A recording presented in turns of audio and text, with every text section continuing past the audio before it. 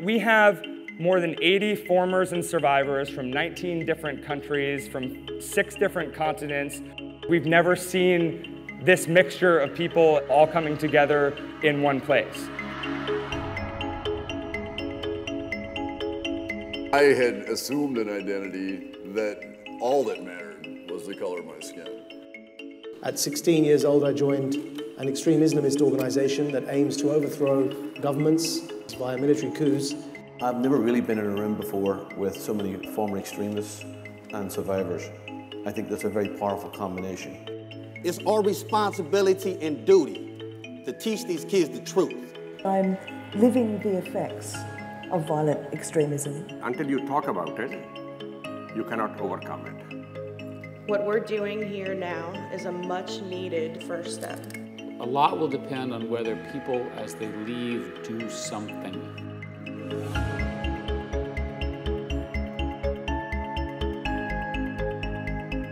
SAVE really was an experiment for us at Google Ideas. We had just started as a team, and no one knew what was going to happen. No one had ever tried to get this diversity of people together in one place before. As we're sitting at the table, it hits me that Carrie has lost her mother in the 9/11 attacks. Her mom was on the first plane to hit the towers, sitting next to an IRA bomber, having lunch. The enormity of that hit me. The more we can empathize with each other and understand that your story can be my story, we can begin to heal some of the rifts and the conflicts that we have between each other. Leaving the summit, it was as important to each one of us that we keep that feeling going. There was something that was telling me, right, we've got to start our work now. We all have to start our projects together. Before we left Ireland, at SAVE, 3 programs were created, developed, and funded before we even all got back on the plane.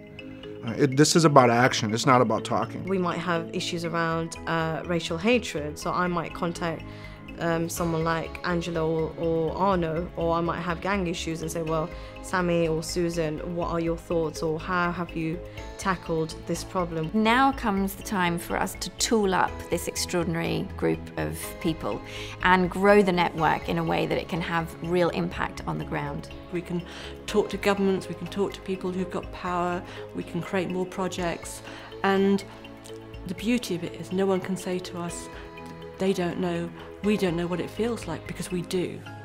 It's been exciting because just in the last few months we've seen a couple of organisations working on the front line of countering extremism come to us and say we'd really like to link up with organisations working on a different form of extremism to learn their lessons. And we've seen the private sector come and say to us, we've got resources, not just money, but expertise that we would like to put on offer to people working on this. I'd like to see in the coming years that every single non-profit, practitioner, academic, NGO, everyone in the space of combating violent extremism across every ideology be connected through this web platform.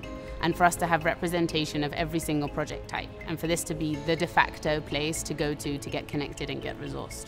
The more examples we have of positive change, the more examples we have of forgiveness and compassion, the farther and wider this message can be broadcast.